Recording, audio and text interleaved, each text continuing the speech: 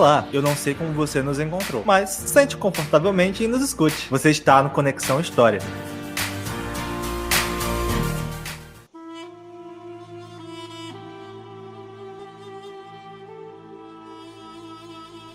Olá a todos e a todas, sejam muito bem-vindos a esse episódio do podcast Conexão História. Hoje quem fala com vocês é o Daniel, né? E como sempre estamos aqui felizes de compartilhar e trazer um conhecimento diversificado sobre algum tema da história. E hoje vamos abordar um tema bem contemporâneo, né? Que é algo que está percorrendo as redes sociais há um tempo.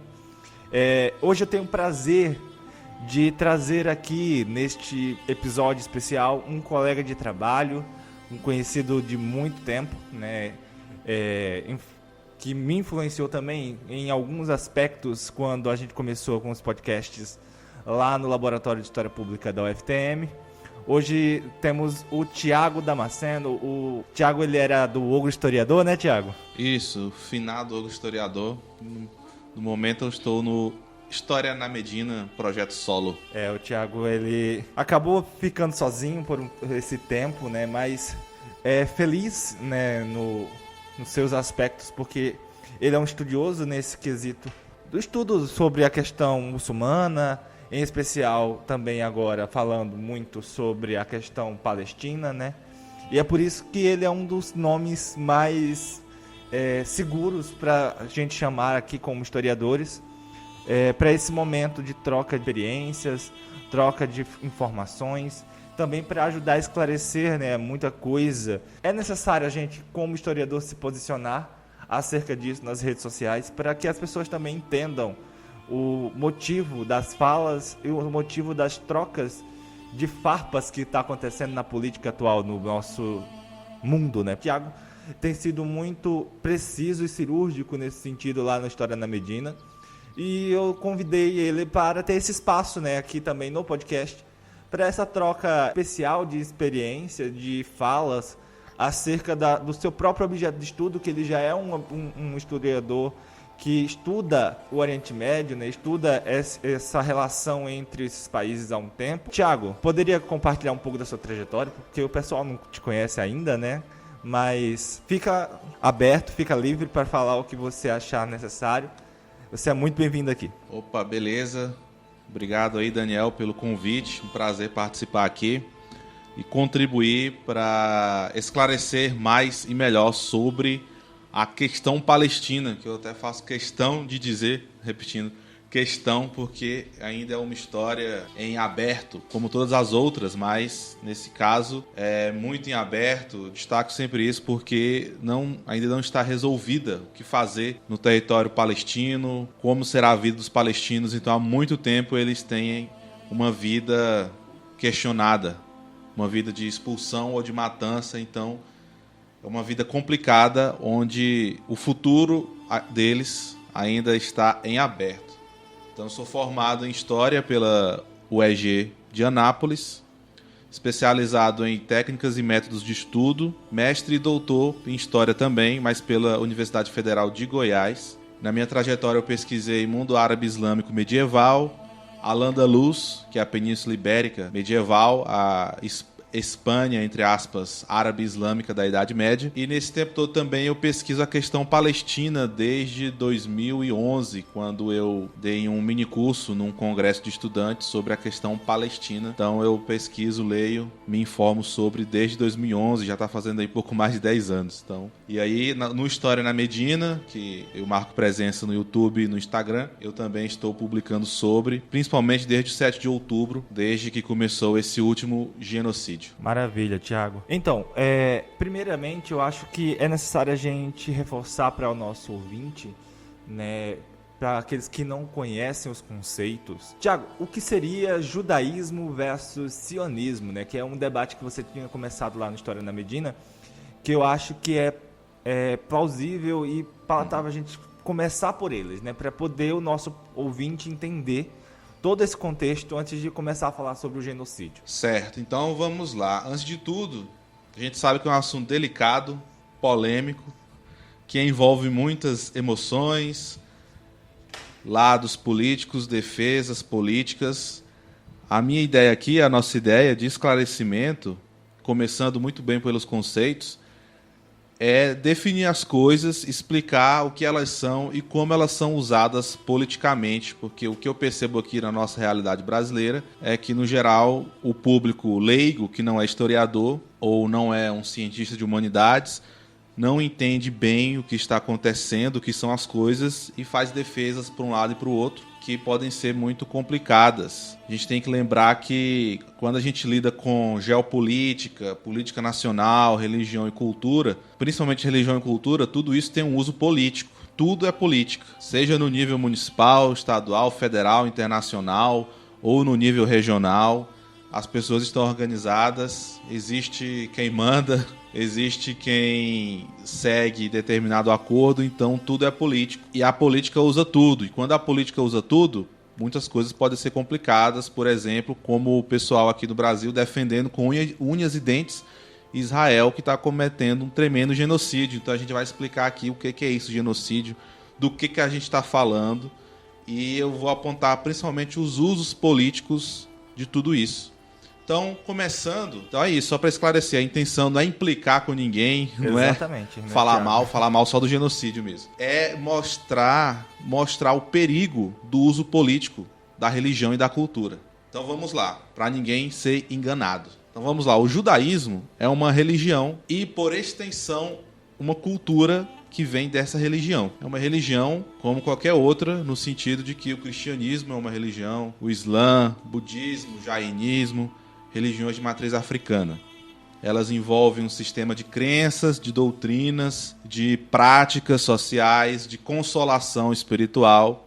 Então, o judaísmo, como as outras religiões, é uma religião e uma cultura que vem dessa religião. Surgiu lá na Antiguidade, na região do Oriente Médio.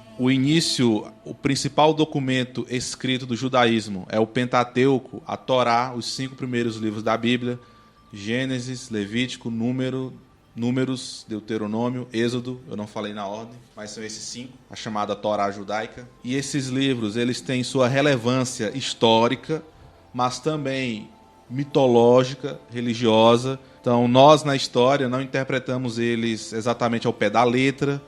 A gente interpreta também no sentido alegórico, simbólico, que a mensagem religiosa ela envolve essa questão mitológica, alegórica e simbólica, e aqui a gente não está falando nenhum absurdo.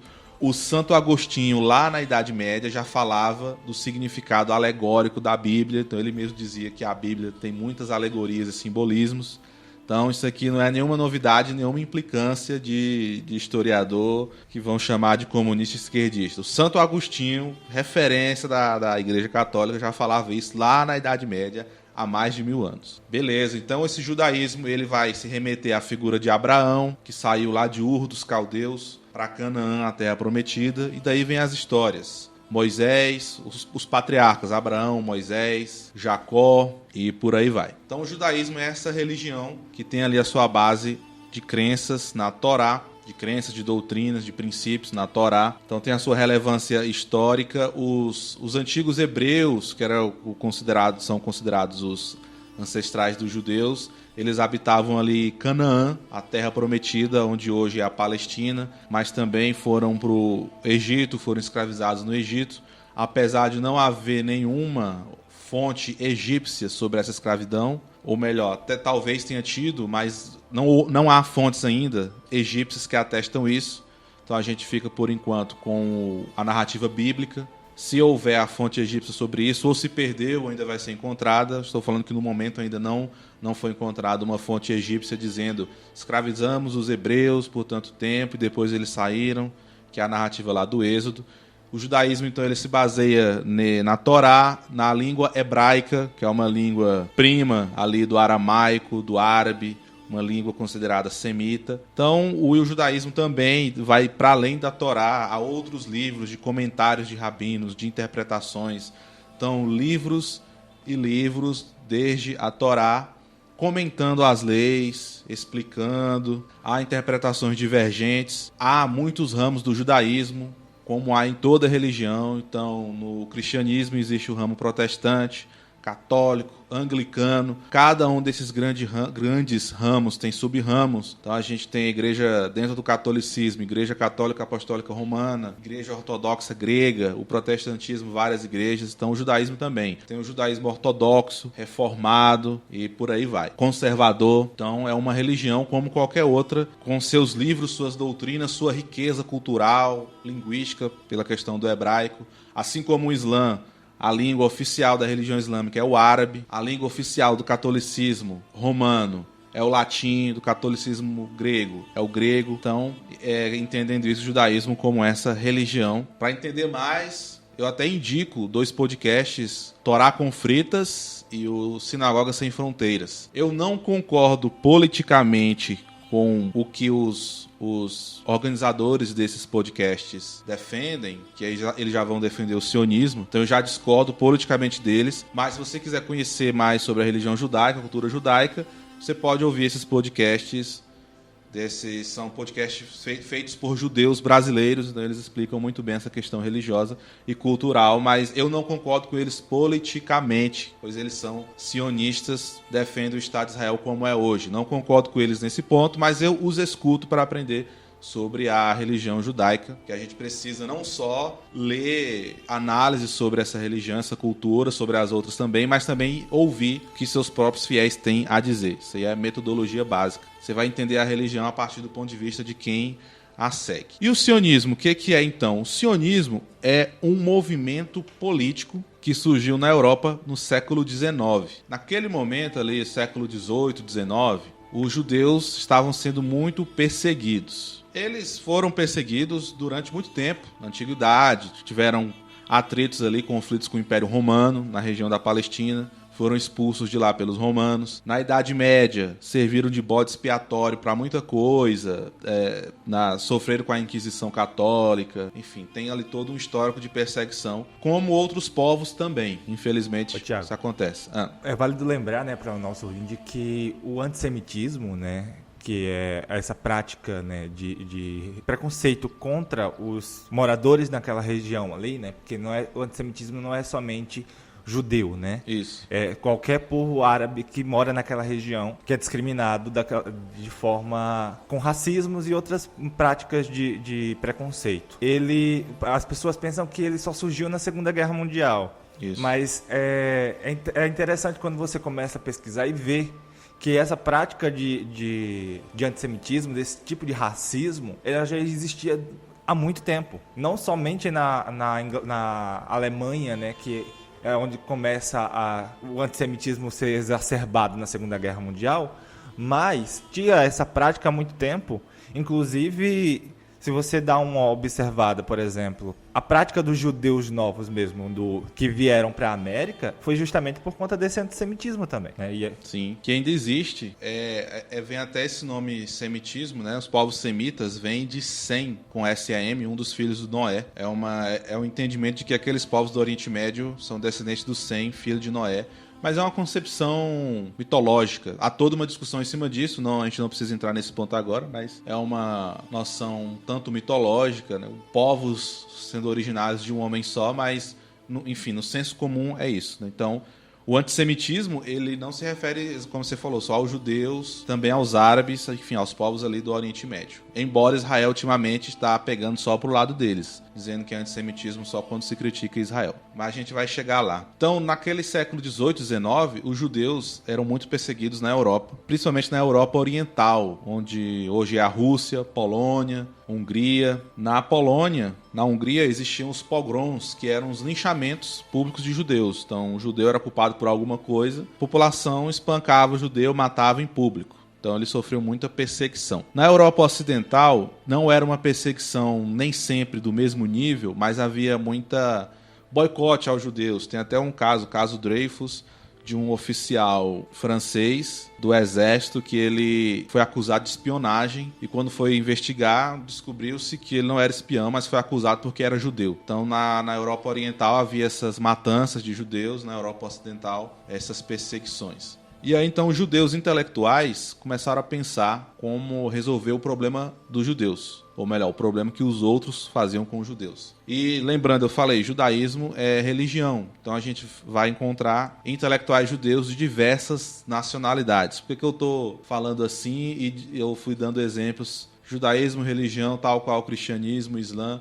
Porque Israel vem criando uma narrativa do judaísmo como uma etnia. E aí, o que é essa etnia? Etnia é um grupo, uma comunidade social que compartilha língua, saberes, história, origem geográfica, genética. Então se criou uma ideia do judeu genético. Meu pai e minha mãe são judeus, eu também sou judeu. E não é por aí. É uma religião, significa que qualquer pessoa pode se converter a ela. Daqui a pouco a gente fala mais disso. Mas continuando no sionismo, então nesse século XVIII e XIX, havia intelectuais judeus em vários países e eles começaram a pensar como resolver esse problema da perseguição aos judeus. Era o período dos nacionalismos europeus modernos, digamos assim, contemporâneos. Então, os italianos queriam formar a sua nação, país, os alemães também. Havia também o nacionalismo espanhol, português, enfim. Era a época dos nacionalismos europeus. Então, o sionismo ele surgiu como um movimento político, um nacionalismo judaico, ou seja, um nacionalismo ali por esse vínculo religioso-cultural, e também para resolver o problema da perseguição aos judeus. Então, esses intelectuais judeus, jornalistas, historiadores, enfim, literatos, escritores, eles estavam organizados politicamente, faziam contatos políticos, então fizeram o primeiro congresso sionista em 1897. Então, o sionismo era esse movimento político que defendia o quê? Um país, um estado, uma pátria para os judeus, para que eles não fossem mais perseguidos. Esse nome, Sion ou Zion, dependendo da tradução, é o nome de uma colina de Jerusalém. Então, esse sionismo usava essa nomenclatura, essa terminologia. Então, era um movimento político para criar uma pátria dos judeus, para os judeus.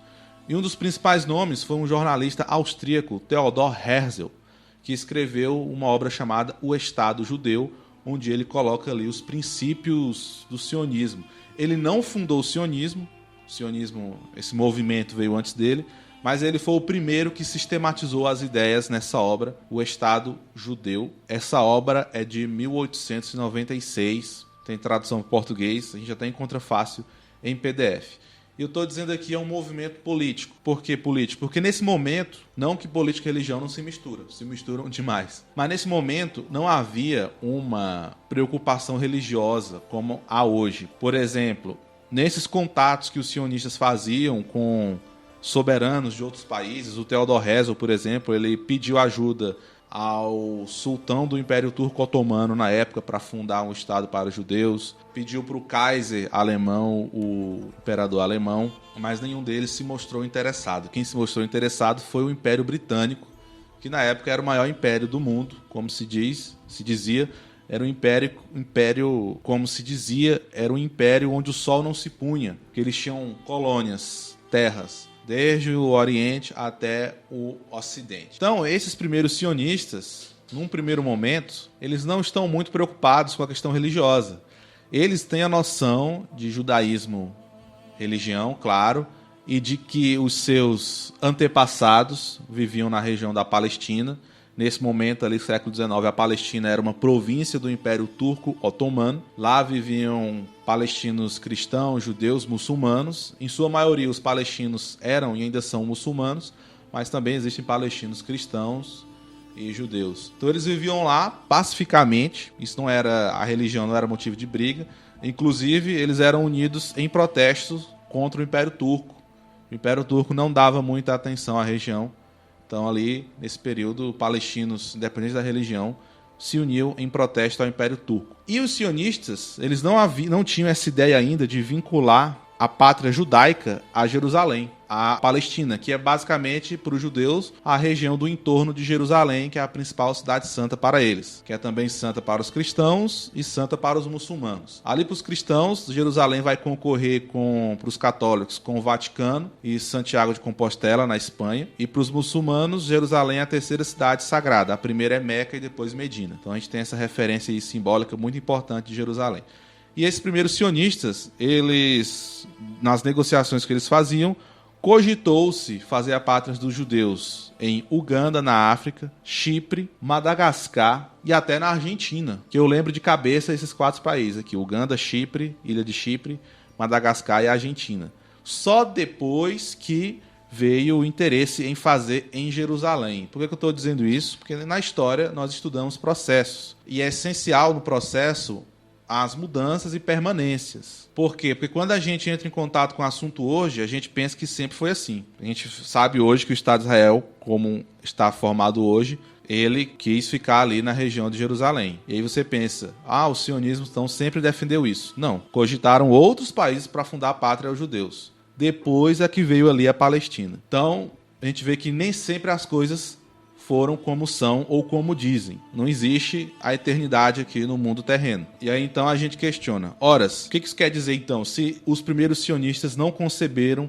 a pátria judaica lá em Jerusalém automaticamente, ali no entorno de Jerusalém, na Palestina, por que então foi lá? Como eu falei, esses sionistas eles pediram apoio à Alemanha, ao Império Turco, para fundar a pátria deles. Não quiseram. Porque vamos pensar bem, é difícil formar um país desses moldes, né? Demarcar um território, colocar lá infraestrutura, saneamento, eletricidade, prédios, construções. Então não é fácil erguer um país. Quem topou essa aventura? O Império Britânico, ali, né, antes da Primeira Guerra. Quando o Império Britânico topou, então era preciso uma justificativa. Por que o Império Britânico topou? Na minha interpretação, porque o Império Britânico já desconfiava ou já tinha encontrado postos de petróleo na região do Oriente Médio. Então era importante para esse império ter um quartel-general, uma base na região do Oriente Médio. Então, nesse período ali, pré-Primeira Guerra, o Império Britânico já sabia desse petróleo na região, não exatamente na Palestina, mas na região ali. Península Arábica, Irã, Turquia, ou sabia ou desconfiava. Então era importante para esse império ter uma base ali. Muito importante então para ele, vamos fundar esse país aqui, vai ser a nossa base. Como é até hoje, Israel é uma base ali dos Estados Unidos e seus aliados. A diferença é que desde então o Império Britânico veio perdendo influência mais prática na região, e os Estados Unidos é que tem hoje mais influência. Mas Estados Unidos e Império Britânico ainda são aliados. Então, no momento em que esse Império Britânico apoia o sionismo, é que a formação de Israel vai se desenvolver. Então, você vê aí uma causa política, um movimento político. Se fosse sempre religioso, os primeiros sionistas iam ter falado sempre de Jerusalém, mas não, cogitaram outros países. Então, quando o Império Britânico topa essa aventura, é que se começa a criar narrativas em prol dela. Narrativas que justifiquem e legitimem o projeto político. Então começa a ideia do judeu como raça. Na verdade já existia essa ideia do judeu como raça. Eles só utilizaram ela também. Do judeu como raça e de que os antepassados dos judeus estavam ali. Então os judeus tinham que ter uma pátria ali. E o que a gente questiona? Até que ponto se pode falar em antepassado religioso? Por exemplo, se você... Vamos supor que a gente pesquisa. Eu, por exemplo, sou cristão, fui criado num lar cristão evangélico. Vamos supor que o meu tataravô era católico. Por que meu tataravô era católico, eu vou ser? Não. Eu sei que é delicada a questão, a gente está entrando meio que na definição do que é a religião do outro, porque envolve crença, prática, mas a gente tem que pensar também na religião, gente como seres sociais, na prática. Então, se você nasce numa família religiosa, você pode dizer, eu nasci numa família religiosa, mas não quer dizer que você vai seguir aquela religião por toda a vida. É religião, a gente pode entrar, sair, permanecer. Então fica complicado dizer de antepassados religiosos. Por quê? Porque as pessoas se convertem à religião. As pessoas se convertem ao judaísmo. Porque há muito uma narrativa, o judeu como raça, se você é filho de mãe judia, acho que isso para o judaísmo ortodoxo, para os outros ramos pode variar. Você é filho de mãe judia, você é judeu. Horas, se eu me converter ao judaísmo hoje, posso dizer então que os meus antepassados estavam na Palestina? Eu já fiz um teste genético, os meus antepassados são de Portugal, da África, alguns até do Oriente Médio, inclusive. Mas da Arábia, bem pouco, assim, ancestralidade que remonta a milênios, inclusive. Eu me converto ao judaísmo hoje, então Jerusalém vai ser a terra dos meus antepassados? Não. Não vai, gente, pelo amor de Deus. Se for assim, pode estar parecendo absurdo, então vamos jogar para outra religião. O paralelo, né? Os muçulmanos, norte-africanos e árabes ficaram a Idade Média quase toda na Península Ibérica, onde hoje é o sul de Portugal e o sul e o centro da Espanha, que chamava Al-Andalus, que não é a mesma Andaluzia. Andaluzia existe até hoje, a região é o sul da Espanha, que era uma parte dessa Al-Andalus, ou Al-Andalus, como dizem em português, né? Então eles ficaram lá de 711 a 1492. Então, se os judeus atuais, como Israel prega, têm direito a morar em Israel porque os seus antepassados estavam lá, então a gente também tem que devolver o sul e o centro da Espanha, o sul de Portugal, para os muçulmanos. Então hoje, se eu me converto ao Islã, então eu tenho direito a morar na Espanha, porque meus antepassados estavam lá. Mas quando a gente fala assim, não, é um absurdo, porque os muçulmanos foram expulsos da Espanha e os muçulmanos libaneses de hoje, os brasileiros de hoje, os africanos, não tem nada a ver com isso. Exato. A mesma coisa com o judaísmo. Então, é muito complicado falar de antepassado religioso que dá direito a morar em certo país. Porque é isso, hoje, se você se converte ao judaísmo, você praticamente vira um cidadão israelense, por essa alegação narrativa de antepassados. Ora, complicado. Então, se alguém lá do Japão se converte ao judaísmo, um japonês de lá mesmo, então ele pode morar em Israel porque seus antepassados estavam lá? Não estavam. Estavam pessoas que são da mesma religião que ele, mas não quer dizer que é antepassado. Então, muito complicado. E aí, então, com o Império Britânico topando o sionismo, criar Israel, foi se criando essa narrativa dos judeus terem que ir para lá, para sua terra natal. Então, e outra coisa, além dessa questão de antepassado religioso ser complicada, e entender o judaísmo como raça também é complicado, muitos outros povos estiveram na Palestina. Eu fiz um Rios, eu contei, só para essa pesquisa, 22 povos que habitaram a Palestina na Antiguidade. Os judeus foram só um deles. Houve os amorreus, perezeus, filisteus, jebuseus,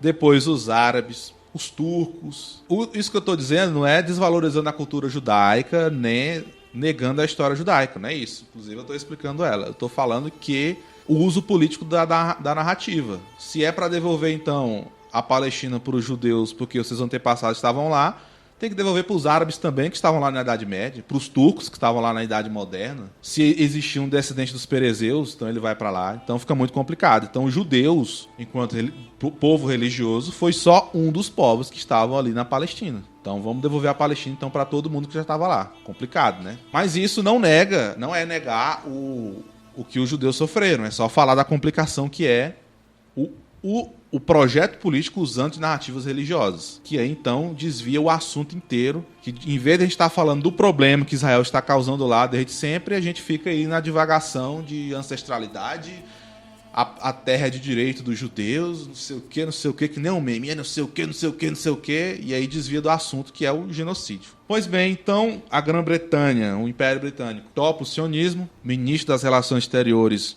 James Balfour, em 1917, faz lá a Declaração Balfour, que caiu até no último Enem do ano passado, 2023, que ele declara que o Império Britânico vê com bons olhos a formação de uma pátria judaica na Palestina. Naquele momento, 1917, estava no final da Primeira Guerra, que ela iria acabar no ano seguinte, 1918. O Império Turco já sabiam que ele ia cair. Estavam, de um lado, o Império Britânico, França, o Império Russo contra o Império Turco, Alemanha e o outro aliado eu esqueci. É a Tríplice Entente, Tríplice Aliança, né? E aí já se sabia que o Império Turco não ia sobreviver à Primeira Guerra. Então, em certa tarde, em 1916, o primeiro-ministro britânico e outra autoridade francesa, eu esqueci se ele era não era primeiro-ministro, acho que era um chanceler, era o Sykes, sobrenome, e o Picot. Eles assinaram um tratado, Sykes-Picot, dividindo o Oriente Médio. Eles literalmente, numa tarde, colocaram o mapa do Oriente Médio na mesa e dividiram ali no lado. E aí, então, nesse acordo, eles criaram ali Iraque, Jordânia, Síria e Líbano. Na época, a Jordânia chamava Transjordânia. Então, o Iraque e a Transjordânia ficou sob mandato, influência dos britânicos, e a Síria e o Líbano sob influência dos franceses. Tanto é que nesses países se falam essas línguas até hoje. Na Síria e no Líbano se fala muito francês. Então dividiram a chamada fronteira artificial, que nem fizeram também na África, na Ásia. Desenharam as fronteiras e dividiram ali muitos grupos étnicos, comunidades, as chamadas fronteiras artificiais. Então o Oriente Médio já foi dividido antes mesmo do fim da Primeira Guerra. E aí, nessa divisão, a Palestina com o Império Britânico sob mandato britânico. Os árabes, lá, principalmente da Península Arábica ali, onde hoje é a Arábia Saudita, Omã, Emirados Árabes Unidos, ajudaram os britânicos na Primeira Guerra a derrotar os turcos. E aí, então, os britânicos fizeram esses acordos com os árabes, mas um acordo que favoreceu mais o Império Britânico. E aí a Palestina, então, ficou sob mandato do Império Britânico ali em 1917, 1918. A Inglaterra, o Império Britânico, fez um jogo duplo, o chamado dividir para reinar, é uma estratégia. apoiava tanto árabes como judeus na reivindicação da pátria lá do sionismo, e isso causou uma desgraça na região, claro. Houve muita violência depois da Primeira Guerra e o início da Segunda. Os árabes palestinos, eles faziam muito protestos, porque o que o Império Britânico estava fazendo? Estava colocando lá imigrantes judeus. Eu sei que era um momento que os judeus estavam sofrendo, precisavam de uma pátria, principalmente durante a Segunda Guerra, devido ao nazismo, ao Holocausto. Isso não dá para negar. Porém, há de se concordar que você colocar refugiados em grande quantidade em um país onde já tem gente morando, vai dar outro problema humanitário. Então, o sionismo, apoiado pelo Império Britânico, foi criando essas narrativas da pátria dos judeus, pátria natural, porque os ancestrais estavam lá, e slogans como uma terra sem povo para um povo sem terra. E não, sempre teve gente ali na Palestina, inclusive é até contraditório. Então você quer me dizer, sionismo, que o entorno da cidade santa, para os 3 maiores monoteísmos, estava sem gente? Tinha ninguém morando no entorno de Jerusalém? Nem judeu, então? Você vê que é muito contraditório. Então criaram esse slogan, uma terra sem povo para um povo sem terra, para justificar, olha, os judeus precisam de uma pátria, ali na Palestina não tem ninguém, mas tinha um monte de gente. Então o Império Britânico estava também aliado milionários judeus, como a família Rothschild. Tem outro que eu esqueci o nome. Mas não, para não cair aqui também naquele estereótipo do judeu milionário. Não é isso, gente.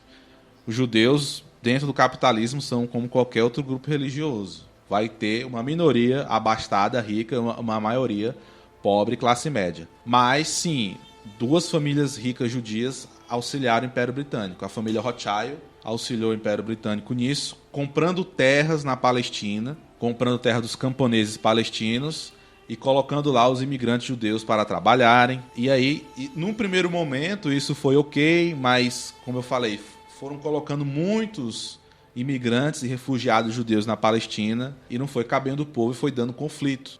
O sionismo, ele também tem várias vertentes. Tem o sionismo, na época, comunista, socialista, enfim. Com o tempo, você vê que, teoricamente, é tudo muito frágil. Tem até o tal do sionismo de esquerda, que é uma ilusão. Vou já explicar daqui a pouco por quê. Então, foram comprando terras, colocando imigrantes judeus nessas terras. Os palestinos foram perdendo terra, foram perdendo força de negociação, fizeram várias greves. Houve uma revolta palestina ali na década de 30, 36.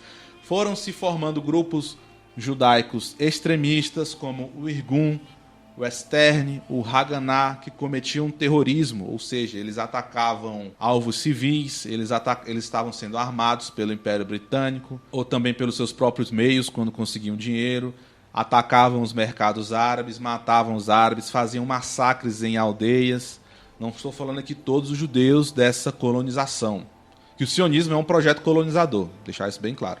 Não é à toa que ele foi ali gerido em grande parte pelo maior império do período, o Império Britânico, que tinha colônia em todo canto do mundo. Então começaram a fazer esses atos de terrorismo. Isso sobrava até para os europeus, porque tem um atentado ao hotel Rei Davi, que mataram árabes, britânicos, enfim, tem um atentado à bomba no hotel. Então esses grupos judaicos extremistas foram saindo do controle. Esses 3, Irgun, Stern e Haganah, cometendo atentados com impunidade. Por um lado, o Império Britânico emitia declarações dizendo que era contrário a isso, que ia ajudar os árabes. Por outro lado, ajudava na imigração dos judeus. Isso só piorou durante a Segunda Guerra por conta do nazismo. Então o Império Britânico tentava controlar, eram os chamados livros brancos, o número de imigrantes judeus que iam entrar lá, morar lá por ano, sei lá, ano X, 43, só pode entrar 100 mil, e entrava mais. Enfim, foi virando uma bagaceira de violência, né, de conflito, de tensão, a região. Então você vê que o sionismo é isso, um movimento político, em sua essência colonizador e racista. Por quê? Porque ele cria um país onde já tinha gente, onde já era um país, e ele é racista porque ele considera o judeu como eleito por Deus, ou seja, superior, e aí considera o palestino, seja de que religião ele for, considera o palestino como inferior, então esse judeu superior europeu tem que ficar no lugar do palestino. Então é colonizador e racista, porque era o quê? Um projeto para colocar imigrantes judeus europeus na Palestina. Imigrantes judeus esses que não tinham soluções para os seus problemas na Europa, ou seja, o Império Britânico mandou para a Palestina pessoas que estavam à margem da sociedade, judeus à margem da sociedade. Por que eu falo isso? Porque a Europa é antissemita para um Caramba, sempre foi. Hoje, pós aí a União Europeia de aliada de Israel, tudo, mas o que é de antissemita até hoje não é pouco. E nesse período era muito. Então, o que fazer com esses judeus aqui, na linguagem antissemita da época, causando problema? Manda para a Palestina. A Palestina tem gente lá. Manda mesmo assim. E aí começou, então, virou um barril de pólvora aquilo ali na Segunda Guerra. O processo de se livrar mesmo, né, Thiago? Por isso que eu falo, o objetivo de Israel é expulsar e matar palestinos, porque a ideia do sionismo é substituir a população europeia, considerada superior, pela população palestina, considerada inferior. E, inclusive, pode pegar aí, quem quiser, o livro do Herzl, que eu falei, aquele sionista, o Estado Judeu, lá ele fala, tá lá, o Império Britânico, se auxiliar a formação de Israel, né, mais ou menos assim, Israel será uma sentinela da civilização contra a barbárie. Ele usa esse termo, sentinela, esses termos, né? Sentinela da civilização contra a barbárie. Então você vê que é racista por natureza. Muito complicado isso. Aí o sionismo de esquerda que eu falei é uma ilusão, que eu já vi as pessoas falando, o Herzl era um visionário. De certo modo era, que ele ali organizou como fundar um Estado para os seus correligionários judeus, mas era racista. Era um homem do seu tempo ali, racista, que, por ser europeu, se considerava superior aos outros povos orientais. Então, e eu já vi sionistas de esquerda falando isso, louvando o Herzl, e eu só queria dizer, gente, está lá, gente, o sentinela da civilização contra a barbárie. Isso é ser de esquerda, então, isso é ser progressista, pelo amor de Deus. Então é um projeto colonizador e racista por natureza. E aí, findada a Segunda Guerra, o problema na Palestina continua. Eu estava pesquisando esses dias. O problema dos judeus também não acabou, porque na narrativa a gente pensa assim, né? Os aliados, França, Inglaterra, Estados Unidos, venceram os nazistas e puseram fim ao Holocausto. Ao Holocausto puseram fim, de fato. Mas o problema dos judeus não foi nem resolvido aí. Então, por quê? Quem descobriu o Holocausto, os campos de concentração, foram os soviéticos, né? Os primeiros a descobrir. E aí, então, você tinha uma massa enorme de judeus sem ter para onde ir. Alguns voltaram para os seus países na Europa Oriental e foram mortos. Então, dados ali, você pode acessar a Enciclopédia do Holocausto. Muitos judeus foram mortos depois da Segunda Guerra, quando voltaram para os seus países, porque o antissemitismo não acaba quando acaba a Segunda Guerra. Na história, a gente sabe bem, as mudanças não são da noite para o dia. E os judeus salvos do Holocausto, para onde foram? Sabe onde eles permaneceram? Nos campos de concentração. Só que os campos de concentração receberam outro nome. Receberam, acho que, Centro de Pessoas Deslocadas, algo assim.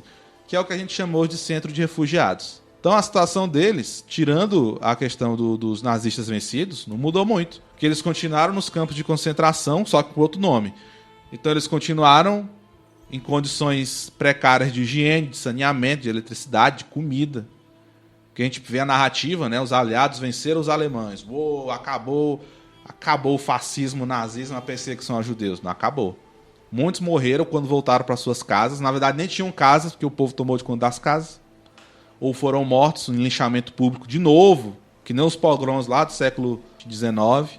E quem não foi para esses lugares ficaram nos campos de concentração ainda, que receberam só outros nomes. Campos de deslocados.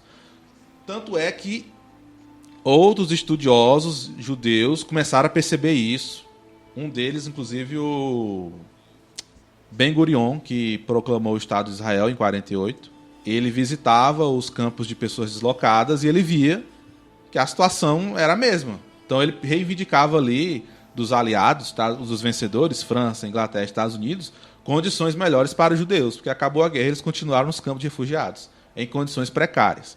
A maioria desses judeus eles precisavam de vamos lembrar aqui que, de novo, aquela narrativa, não é acabou a guerra e resolveu tudo. A gente tem uma massa de pessoas sem país. O que fazer?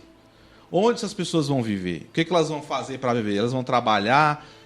Como que elas vão se adaptar em outro país com outra língua? Isso tudo é política pública, gente. Tipo, como receber as pessoas num país, onde elas vão viver, o que elas vão fazer. Então, isso é complicado.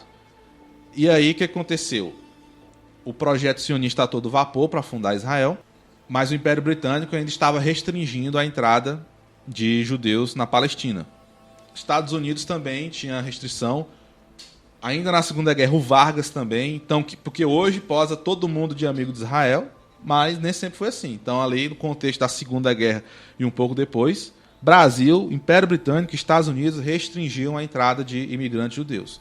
Eu sei que é um problema, como eu acabei de falar, como colocar uma massa de pessoas num país, uma pessoa de fora. Como essas pessoas vão viver? Mas é só para agora sim alfinetar. Esses países que posam de aliado de Israel, no começo ali do Estado de Israel, restringiram a entrada dos imigrantes refugiados judeus. Imigrantes não, refugiados, que estavam ali nos campos de deslocados à força, não era por vontade própria.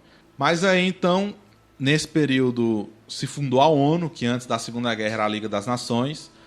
Foi fundada a ONU, acho que em 46, não lembro, ou 45, enfim. E aí o Império Britânico não estava mais dando conta da situação. Conflitos entre árabes palestinos e os sionistas judeus lá na Palestina. O Império Britânico terminou a Segunda Guerra com muitas perdas financeiras. Quem mais teve ganho financeiro foram os Estados Unidos. Aí o que o Império Britânico fez? Passa essa bucha para a ONU. Passou para a ONU. A ONU, em 47, votou um plano de partilha da Palestina. Ainda a solução dos dois estados, um judeu e um palestino. Fizeram chama Comissão Peel, a comissão de 47 que repartiu a Palestina em dois estados.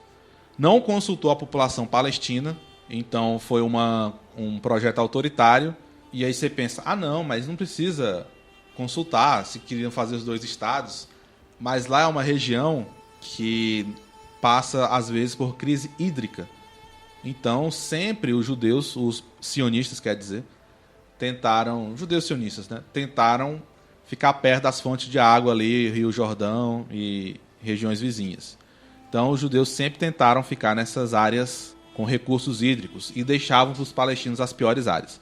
Então, a ONU voltou o plano de partilha da Palestina em 47 sem consultar as autoridades palestinas. Lembrando, esses palestinos eles estavam organizados politicamente, associações, partidos.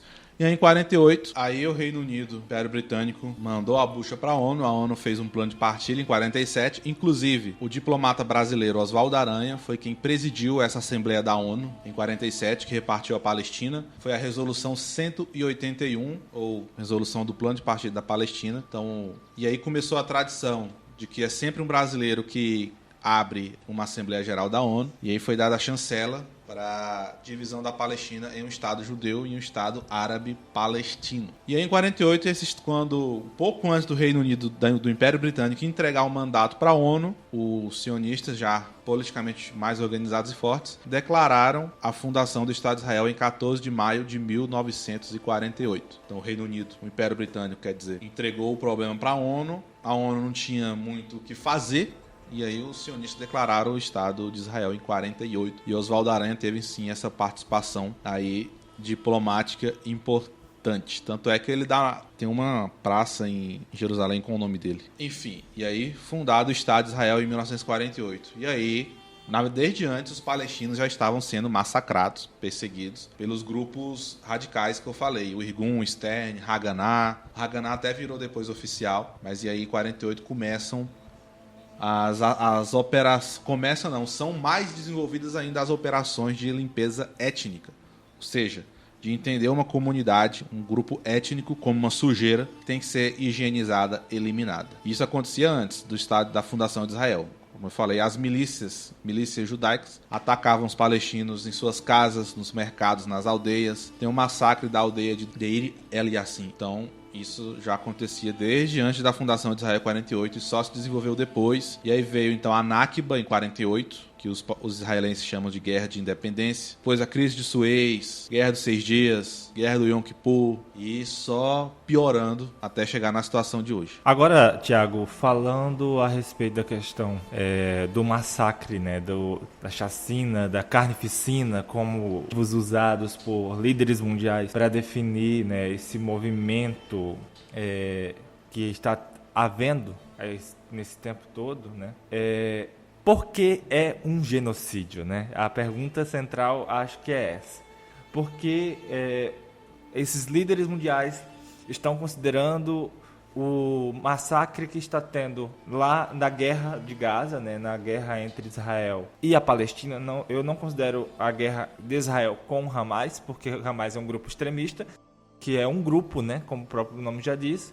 Eles estão atacando a Palestina inteira. Então, explica o uso, né, do genocídio por várias pessoas, por vários líderes mundiais, para as pessoas entenderem o conceito de genocídio também, né? Então, genocídio, basicamente, é assassinato em massa. É quando um grupo mais armado do que outro grupo ou outra comunidade mata o outro grupo mais frágil. Ou mais frágil ou com forças equiparáveis, mas é isso, é um assassinato em massa. É o assassinato de centenas de milhares de pessoas num projeto político militar. Então não é bala perdida, não é efeito colateral, não é fogo amigo. É a matança de centenas e milhares de pessoas de forma intencional, organizada, muito bem pensada. Quem criou o termo genocídio foi um judeu polonês, um polonês judeu, falar a primeira nacionalidade, depois a religião, um polonês judeu, chamado Rafael Lemkin, que nasceu em 1900, morreu em 1959. Ele pegou dois termos, o geno, que em grego quer dizer clã ou família, e o sídio, que em latim é assassinato. Então, assassinato na sua raiz, né, etimológica, linguística, assassinato de uma família, de um clã. Então é isso, assassinato de um grupo. Ele criou esse termo ali em 43,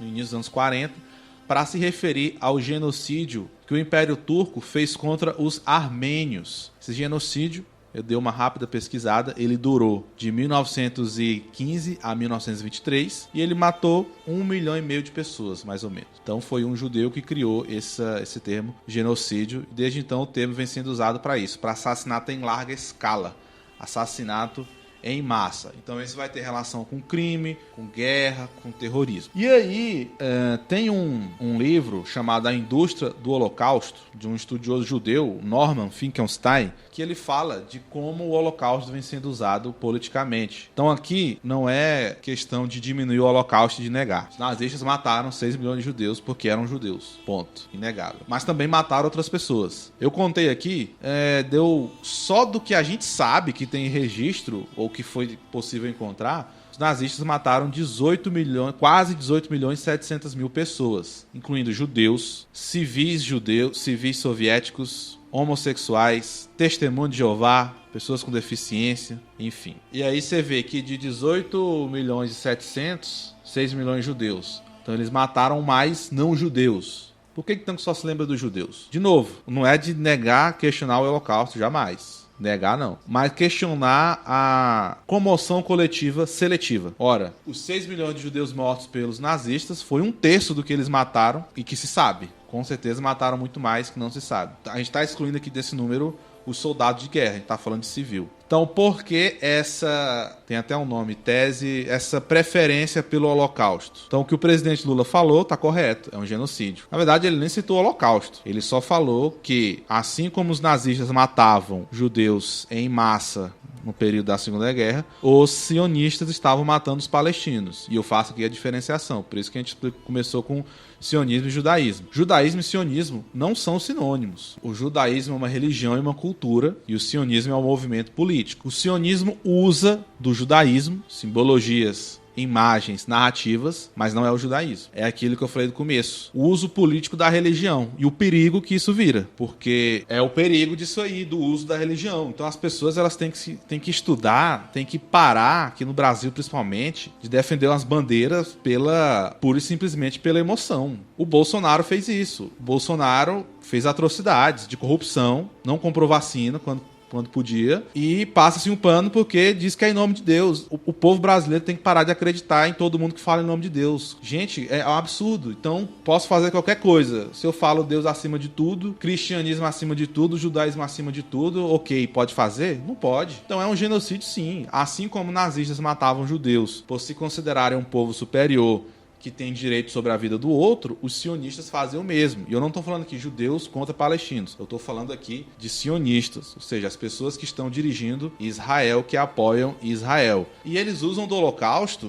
O ministro das Relações Exteriores criticou o Lula, e os sionistas dizem que o Lula deturpou a memória do Holocausto. Uma ova, quem deturpa é eles. Porque boa parte ali dos dirigentes de Israel descendente de sobrevivente do Holocausto. Então estão fazendo com os palestinos o que os parentes deles sofreram com os nazistas. É claro que são eventos históricos diferentes. Nazismo é uma coisa, sionismo é outra. Mas tem semelhanças. Primeiro, a ideia de uma raça eleita. Os nazistas se achavam, os descendentes dos arianos, os melhores do universo. O sionismo coloca o judeu como a raça eleita também. Método de extermínio, militarização, armas, mesma coisa. Mata em massa. Gaza tá destruída, mas antes de ser destruída era um campo de refugiados a céu aberto. A mesma coisa depois da Segunda Guerra, não é mais campo de refugiado, como eu falei, campo de deslocados. Gente, é um campo de refugiado. As pessoas dentro de um perímetro com cerca, mobilidade limitada, água escassa, comida escassa, condições insalubres de vida, miséria total. Então os judeus sofreram isso depois da Segunda Guerra. Por quê? Porque não tinham onde colocar tanta gente.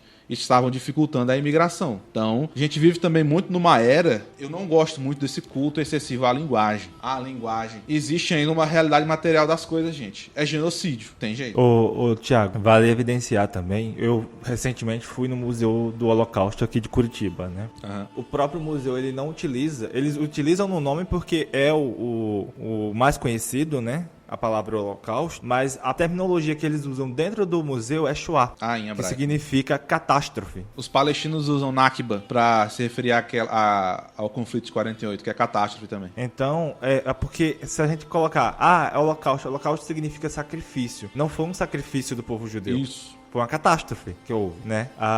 Isso. E aí, se colocar como sacrifício, aí já leva também a questão religiosa, né? Ao extremo, dizer, não, estavam nos sacrificando para algo maior. Pois é, o próprio termo é muito complicado. E os próprios judeus não usam.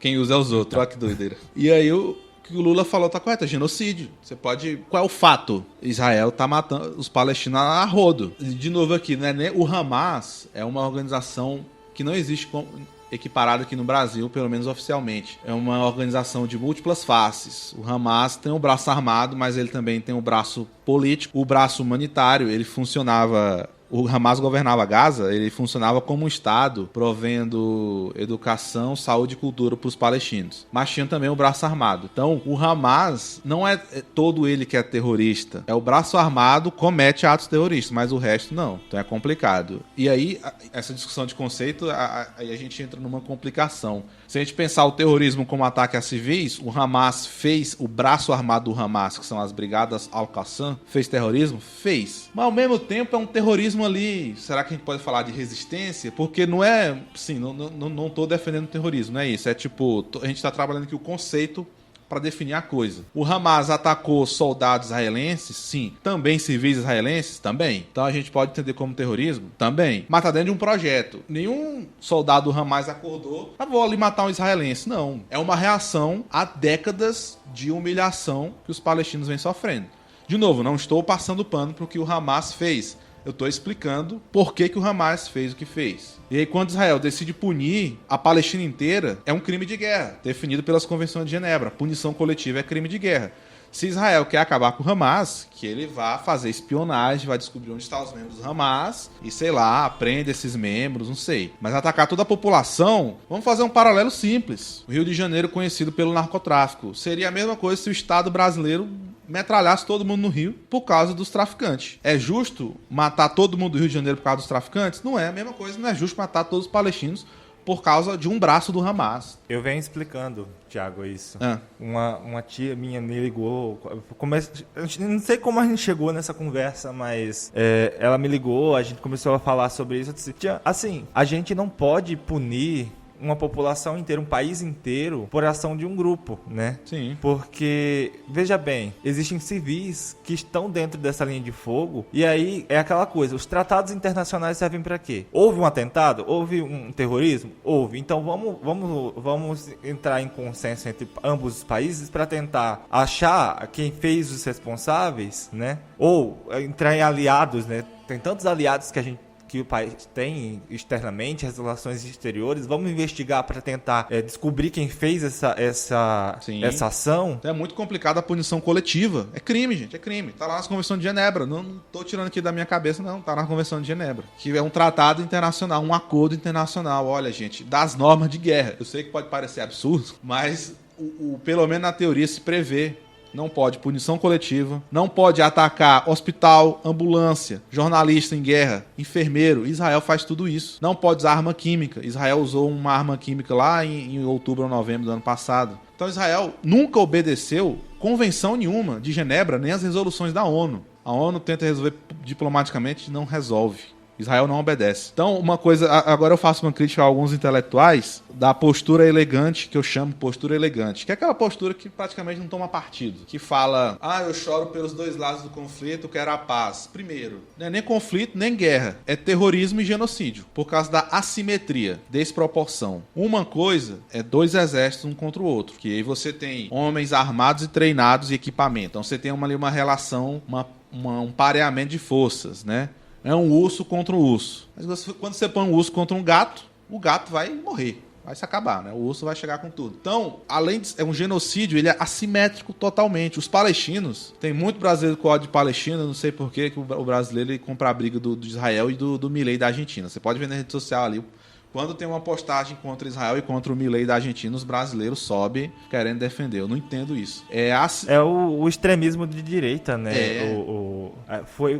É o resquício ainda, né, dos posicionamentos do próprio governo Bolsonaro. Sim. Que a gente teve. Esse apoio da população massiva, ainda mais que, assim, o Bolsonaro, ele foi muito feliz, vamos dizer assim, com os evangélicos, do modo geral, sim, justamente por conta desse posicionamento. Vamos defender Israel, vamos fazer amizade com Israel. Porque é o povo prometido, sim, é a terra prometida. E aí o pessoal se ilude com o discurso, sim, né? Acaba fazendo atrocidades, besteira, né? É o uso político da religião. Exatamente. Aí esse uso político interfere justamente no pensamento coletivo. Exato. E acaba acontecendo barbárie, né? Por exemplo, a questão mesmo do 8 de janeiro do ano passado, uhum, né? Aquilo ali foi um exemplo claro do uso coletivo de forma equivocada sobre a própria questão política e ideológica. Virou uma histeria coletiva, né? Exatamente. Aí os palestinos não têm exército. O Hamas não é um exército. Como eu falei, uma parte do Hamas é um grupo armado, não é um exército. Aí Israel ataca todo mundo.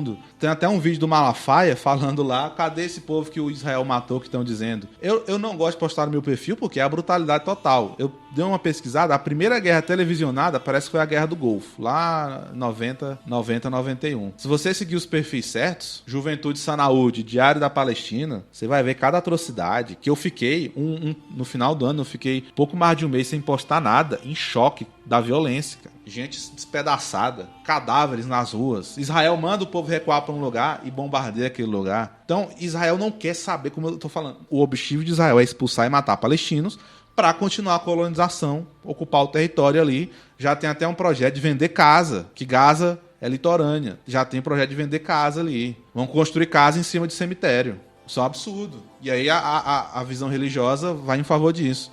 E aí, quando alguns intelectuais falam, choro pelos dois lados, como com um ar de paridade. Não tem paridade, gente. Desde o 7 de outubro, morreram uns 1.300 israelenses. Horrível. Mas já morreu 30 mil palestinos. O número importa. Que aí o pessoal vem com a sacanagem, números não importam. Importa, gente. Importa demais. Se eu tenho 30 mil de um lado e 1.300 do outro, isso é uma guerra? Não. A balança está muito descompensada. Não tem lógica. E digo mais, se Israel quisesse acabar com o Hamas, já teria acabado. Eu acho que o Hamas não vejo que o Hamas tem força militar e estratégia contra Israel. Israel não quer acabar com o Hamas, ele quer usar o argumento de acabar com o Hamas para acabar com a Palestina, com os palestinos. É extinção e matança. Não é mais nem expulsão, agora é matança. Porque manda os palestinos para um lado, bombardeia lá, como é que faz? E aí, quando se fala solução de dois estados, gente, isso é de uma falência. Israel nunca quis saber de paz de dois estados, nunca. Os palestinos, sim. O Yasser Arafat, por exemplo, que era um líder palestino, ele antes fazia terrorismo. Depois ele mudou a postura nos anos 70 e começou com a diplomacia. O Yasser Arafat tentou, mas Israel não quer saber. Em 93 fizeram lá os acordos de Camp David. Aquela foto simbólica, 93 e 91, o Bill Clinton com o Arafat e o Yitzhak Rabin, ministro israelense. Israel não quer saber. O Yitzhak Rabin foi assassinado por um extremista judeu. Israel não quer saber de paz, não. Então, quando fala solução de dois estados, eu chamo de solução elegante, que não vai para lugar nenhum. E aí me dói dizer a verdade que eu percebo, que é o quê? Os palestinos vão ser exterminados. Se o Egito não abrir as fronteiras para eles lá no sul de Gaza, para eles entrar na Península do Sinai, eles vão ser exterminados. Se deixar, Israel vai extinguir os palestinos. Se duvidar, quando a gente tiver idoso, a gente vai ver a notícia. Os palestinos estão extintos na Palestina. Agora só existem os descendentes como refugiados ou imigrantes em outros países. Porque ninguém para Israel. Estados Unidos não quer saber de cessar fogo. Não quer. O que vai parar Israel é outra força militar maior. É isso. Israel não vai parar pela conscientização, não. Ou boicote. Então, se os Estados Unidos não aprovar o cessar-fogo... Não, uma autoridade americana aí que encontrou com o Lula falou que não aprovaram o cessar-fogo por causa do timing para negociar refém. Se Israel quisesse esses reféns israelenses de volta, já tinha negociado. Mas não quer, eles querem destruir Gaza. Vai matar os reféns? Estão nem aí, eles vão chamar de efeito colateral. Inclusive, no ataque, o Hamas atacou em 7 de outubro, Israel revidou no mesmo dia, há denúncia de soldados israelenses falando que matamos israelenses também. Porque o povo pensa também, tem o mito da guerra limpa, né? Eu joguei o míssil naquele prédio, só derrubou o prédio. Não, gente, tem gente naquele prédio. Se o prédio cai, pode peitar no prédio do lado, derrubar o prédio do lado, pode acabar com a rua. O povo pensa no mito da guerra limpa. A bomba precisa, a bala precisa. Tem soldados israelenses denunciando que mataram alvos israelenses também. Pegaram o helicóptero, foram metralhar o povo do Hamas, mataram os israelenses também. Não é uma guerra, é um genocídio, mas é um cenário de guerra. E não existe guerra limpa, gente. Tem um monte de gente morre. Não existe o A matando apenas o B e vice-versa. E aí, então, essa solução de 2 estados, eu não sei qual vai ser a solução. Pelo jeito, Israel vai vencer e vão consolidar ali um estado num cemitério, e Israel vai querer se expandir, como já tentou na Península do Sinai, mas devolveu para o Egito. Está com as colinas de Golã da Síria até hoje, que conquistou na Guerra dos 6 Dias, lá em 67. Está atacando o sul do Líbano. Depois que Israel exterminar os palestinos, infelizmente, eles vão para cima dos outros países árabes. Vão com tudo, vão se expandir. Certeza. Assim, falo certeza aqui no calor do momento, né? A gente não faz profecia, mas a tendência que eu vejo é essa. E aí, talvez quando os países árabes perceberem essa expansão, já vai ser tarde demais. Porque quem vai parar Israel? E aí o Lula, parabéns pela posição dele, falou, ótimo, marcou posição, o povo faz pressão. Ele não vai ceder, porque a gente está falando de um cara que foi preso em ditadura, líder sindical, líder de greve, ficou preso, virou presidente, ele tem uma fibra moral para resistir a isso. Só que o Brasil precisa cortar relações com Israel. Também não adianta ficar só no discurso. Um chanceler falou esses dias, solução em 2 estados. Não dá, gente, tem que cortar relações com Israel. Então as coisas têm que sair um pouco dessa discussão, esse melindre com o significado do discurso e ir para a prática. Eu vi uma colega historiadora falando, o Holocausto é incomparável. Não é, gente. E dizer que é comparável a outros genocídios não é menosprezar. Sim, os nazistas mataram 6 milhões de judeus, um absurdo. Só que existem outros holocaustos e até maiores.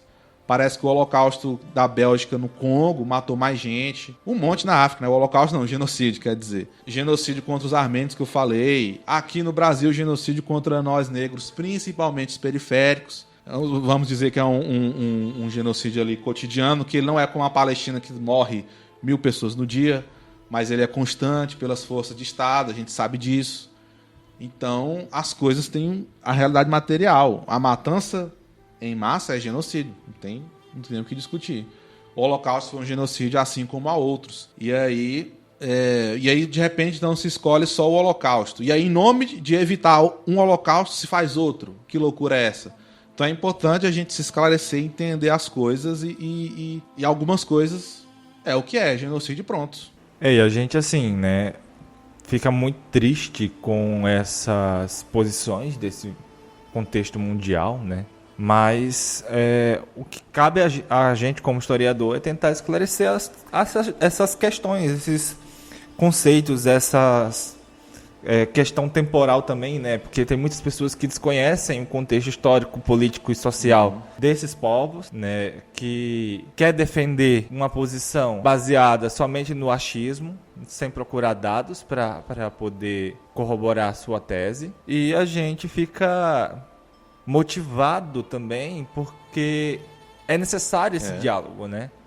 Aí você encontra amigos historiadores também dizendo assim, aí puxando já a sardinha pro meu lado, né? A história sempre foi pública. Não foi. Não. Tem muita gente que não tem acesso Sim. à informação ainda. Por mais que hoje, com a era da informação, ainda tenha um crescente muito grande, mas não é. As pessoas não têm acesso à conceitualização, à explicação. Quando busca, acha muita fake news, né, sobre determinados temas e considera tudo verdade. Esse é o problema, de não problematizar as coisas, né? E esse projeto também de desmoralizar e deslegitimar os professores, historiadores, docentes, é um projeto que vem desde 2017, né, com o governo Temer. E essa mudança toda de cenário. Aí as pessoas crescem sem... As crianças, os adolescentes crescem sem entender o contexto social mundial, achando que só vão fazer aquilo que os Estados Unidos faz, né? Só saber sua própria história. Sim, eu fico nervoso com o caso, porque é um absurdo que vem acontecendo. Gente, bombardear o hospital. Israel é tão sádico. Tem um hospital que eles bombardeiam só a entrada para os escombros bloquearem a entrada e saída. Olha o tanto que isso é sádico. É um cenário de guerra, vocês não vão sair desse hospital porque a saída está bombardeada. Gente, essa é de uma loucura. E aí, sim, eu vou ficando nervoso assim, mas não vou nem pedir desculpa, porque o assunto é de deixar nervoso mesmo. Mas a gente sabe que muitas pessoas, elas defendem sem pensar, porque elas não têm ali o acesso ao conhecimento. E a gente tem que ter esse diálogo mesmo, essa paciência, essa missão e levar para as pessoas esclarecimento pelo bem delas. Aqui eu vou fazer uma crítica aos evangélicos. Eu sei que não são todos, mas eu cresci no meio, então eu sei como é. Os evangélicos, eles precisam parar de defender umas ideias merda. Eles precisam parar de ser feito de besta pelos políticos. E o Lula falou não sei o quê. O Bolsonaro, ele recebeu uma neta do Hitler. O Bolsonaro se diz aliado de Israel e defendeu uma neta e recebeu uma neta do Hitler. Tem foto com ela. Uai, gente, o que é isso? Aí porque o Lula, aí de repente a fala do Lula choca mais do que ter matado 12 mil crianças. Como assim? Que loucura é essa? Então, é aquela emoção passional, defesa passional. O evangélico, ele tem que entender, o evangélico brasileiro, que ele é brasileiro. Ele vai ser estrangeiro em qualquer outro país, inclusive em Israel. E ele também não é um judeu especial, que existe um fetiche. Eu vi um comentário, esqueci o nome de quem comentou, não é uma ideia minha, só para dar o crédito aqui errado, que eu não lembro da pessoa, que eu concordo plenamente. O evangélico, ele tem um fetiche que ele acha que ele é um judeu, um descendente de um judeu de uma tribo especial lá da antiga Israel. Não é, gente. Judaísmo e cristianismo são religiões diferentes. Jesus era judeu? Era, mas fez ali uma reforma e seus seguidores, principalmente o Paulo, criou outra religião. São religiões diferentes. Os evangélicos têm uma ideia de que o destino do judeu é se converter ao cristianismo. Tem uma teoria chamada teoria dispensacionalista, lá dos anos 70 dos Estados Unidos, que fala que a conversão dos judeus ao cristianismo é um sinal da volta de Cristo. E aí isso veio aqui para o Brasil. Gente, o judeu, ele não espera se converter ao cristianismo. O judeu, ele está ali de boa na religião dele. Quem espera que ele se converta para ficar certo na visão do cristão é o cristão. Os judeus, eles estão de boa na religião deles. Eles, inclusive, não acreditam que Jesus é o Messias. Para eles, o Messias ainda vai vir a primeira vez. Enquanto os cristãos estão esperando a segunda volta de Cristo, para os judeus o Messias ainda nem apareceu. Então são religiões distintas. Você é evangélico, você não é judeu, você é evangélico. Você tem que ler mais o Novo Testamento do que o Antigo Testamento. Então há essa fantasia, e aí nessa fantasia se defende Israel. Mas você, brasileiro, você vai ser estrangeiro em Israel. Você, cristão brasileiro, você não vai ser judeu israelense. Inclusive, o que mais tem hoje é judeu atacando o turista evangélico lá no Santo Sepulcro e tudo mais. Até, lembrei aqui que eu falei do terrorismo, do Hamas, isso se questiona também, porque os civis israelenses, muitos deles são armados. Então já não enquadra no terrorismo aí, quando você ataca o civil armado. É difícil definir nesse caso, mas só dando uma dimensão do tamanho do problema que é. Então, e fora que essa questão de esperar que o judeu se converta ao cristianismo é uma intolerância religiosa cabulosa, que está dizendo, olha, judeu, você está errado, porque você ainda é judeu. Parabéns por você ser judeu, do povo eleito. Mas você vai ser só 100% aceito para nós se você se converter ao cristianismo. E os judeus não estão nem aí para o cristianismo, os judeus estão na religião deles. E o cristão tem que ficar na Mas sua. é porque o cristianismo ele é uma religião imperialista, né? Sim. Ele, Ficou, né? Na verdade, ficou. ele ficou uma religião muito imperialista no sentido prático da coisa, principalmente quando a gente fala no sentido aqui dos países latinos, né? Que vieram com a desculpa de evangelização. Sim. Essa visão maluca. E outra, e aí quando você não vai conhecendo as coisas, né? Porque fulano criticou o Lula pelo que ele disse. Assim, importante, mas grandes coisas. Eu quero é o corte de relações diplomáticas, eu quero a coisa prática. Mas aí o Bolsonaro recebe a neta do Hitler, tá ok. Como assim? Tá ok. O Netanyahu, ao absurdo, que é o primeiro-ministro israelense, ele já foi antes, em 2015... ele falou publicamente, tem vídeo, vá lá na página Geopolítica Hoje no Instagram, procura entre os 20 últimos posts. O Netanyahu, em 2015, falou que o Hitler não queria matar os judeus. Ele disse que o Hitler queria só expulsar os judeus da Europa, aí algum líder árabe falou, não, manda eles que se você expulsar, eles vão vir para cá, tem que matar eles. Aí o Netanyahu falou, o plano do Hitler... essa pessoa maravilhosa não era matar os judeus, era só expulsar. Os árabes que mandaram matar os judeus. Olha o tamanho da fake news para mostrar um preconceito contra os árabes e inocentar o Hitler. Aí você me vem, o primeiro-ministro de Israel em 2015, vem tentar inocentar o Hitler, aí vem reclamar de que o Lula tá falando que foi genocídio. Pelo amor de Deus, moço, isso aí não tem como subir a indignação. Pode procurar o vídeo, existe. E aí... então, quando a pessoa, se ela tiver a coragem de confrontar o que ela pensa e o que ela espera com a realidade, ela vai ver que o sionismo é uma farsa. Não é sobre instalar a paz e a democracia no Oriente Médio, nem salvar o judaísmo, nem evitar um novo holocausto. É de exterminar a Palestina, gente.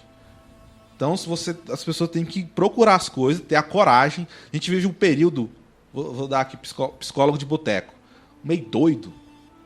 As pessoas querem que a realidade seja o que elas pensam. E não é, gente. Há usos políticos de tudo, inclusive da religião. Se você não se ligar, né, não estudar, não procurar as coisas, você vai ser enganado, como o brasileiro está sendo no geral. Todo mundo não. O que tem de comentário falando, vai lá Israel, não sei o quê, o povo tem que conhecer o poder de Israel. Gente, dá vontade de falar, então vai para Israel, meu amigo. Vá lá, fala que você é muçulmano, cristão, vê se não leva bala. Sério, tá um absurdo, junto com aquele negócio da fake news após verdade, né? As pessoas, eu vou fazer um vídeo sobre isso, as pessoas esperam que a realidade seja o que elas pensam. Meu amigo, a bala dói, você acreditando que ela dói ou não. É genocídio você concordando ou não. Tem umas coisas, existe a relatividade, existe, mas ela tem limite. É genocídio, gente, não tem o que discutir. Pois bem, Thiago. Olha, eu acho que a gente foi bem abrangente, né? A gente tentou conversar bastante a respeito dessa temática. Já esperamos que vai ter gente que vai criticar, porque é normal. As críticas também são bem-vindas, né? Porque afinal de contas a gente não faz ciência se não tiver crítica. Uhum. Então, só assim, a única, como eu já tinha falado, a única posição que a gente poderia tomar é tentar explicar o contexto histórico, social e também abrir espaço para outros historiadores também se posicionarem, né? Seja para criticar ou seja Sim. mesmo para explicar também as diversas abordagens que está tendo da história. A gente trabalha com aspectos históricos que a história também não é somente uma narração de alguma coisa, né? São aspectos políticos, sociais, culturais. Total. E esses dias atrás eu estava meditando a respeito da questão do público, né? Dentro da história. E o público, ele é um produto dessas percepções políticas, sociais e culturais para um povo, para gerar uma compreensão generalizada, diferenciada de eras para eras. Então, o público atual, nossa tomada de posição é baseada em cima do que a gente vê, né, socialmente no Brasil e no âmbito internacional. As relações, né, as relações de poder Sim. que estão envolvidas nisso. Exato. E a gente tem que parar de ser besta, né? Para de ser besta, de não se deixar manipular. Que aí, de repente, você fica batendo palma para um genocídio só porque você acha que pertence àquela religião, que aquilo ali é religioso. Não é. A questão palestina ela, como eu falei do começo, ela é política. É território e população no território. Depois que ela ganha contorno religioso, porque é preciso essas narrativas para conseguir apoio popular, né? Mas é isso, em nome de evitar um novo genocídio, você promove outro. Você defende um ato de massacre por causa de uma religião. Não há nada no judaísmo que legitime essa violência toda. Inclusive, há muitos judeus anti-sionistas. Que, então, no caso, dizer o que é o sionista é o que defende a criação do Estado de Israel como ele é hoje, colonizador e racista. Há muitos judeus contrários a isso, que falam, não usem, não em meu nome, né? Não usem a minha religião para justificar isso aí. Judeus de vários ramos, ortodoxo, reformado, enfim. Então, é o que mais tem. E esses judeus em Israel estão sendo perseguidos também. Já vi muitos vídeos de soldados israelenses perseguindo o judeu ortodoxo, aqueles que têm a trança no cabelo, esse verde preto, né? Que você olha, você vê que é judeu, sendo violentados pelos soldados israelenses. Então, aquilo ali virou uma loucura. Não é judaísmo, é sionismo. Dizem que são religiosos, mas não são. Seria a mesma coisa de eu dizer, então, que a Al-Qaeda é realmente muçulmana. Não é, porque não tem nada na religião que fala para a Al-Qaeda fazer o que fez. Assim como não há nada no judaísmo para justificar o que os sionistas fazem. Então é muito complicado, é difícil, cara. Estamos aí numa... Agora a gente vive na guerra ideológica e discursiva, né? Desse lado aqui, né? É difícil. Verdade. Pois bem, meu querido ouvinte, chegamos ao final, né, desse episódio longo. Já peço desculpas, né, por nos estendermos tanto. Mas eu quero agradecer a presença do Thiago, né, que é um dos que nos ajudaram na fundação do laboratório do Conexão, quando a gente começou com as ideias. E esperamos que ele venha mais vezes, né, Thiago? Vamos continuar aí no debate. Próxima conversa, vou chamar mais uns 2 amigos que trabalham e entendem muito bem essa questão geopolítica, para a gente abrir um debate mais amplo. Beleza. E vamos tentando, né, combater essas desinformações, essas fake news, para que a gente possa promover, de alguma forma, a compreensão histórico-social, né? Sim. Eu acho que esse é o nosso intuito. Você quer fazer seus agradecimentos finais, Thiago? Agradeço aí pelo convite. Convido também para seguir o canal no YouTube, no Instagram também. Estou falando muito sobre isso. Eu vou mesclar com os conteúdos menos polêmicos, porque senão o Instagram derruba, né, o perfil. Então, convido aí para me seguir lá nas redes sociais. Então é isso, querido ouvinte. Grande abraço. E sigam História na Medina.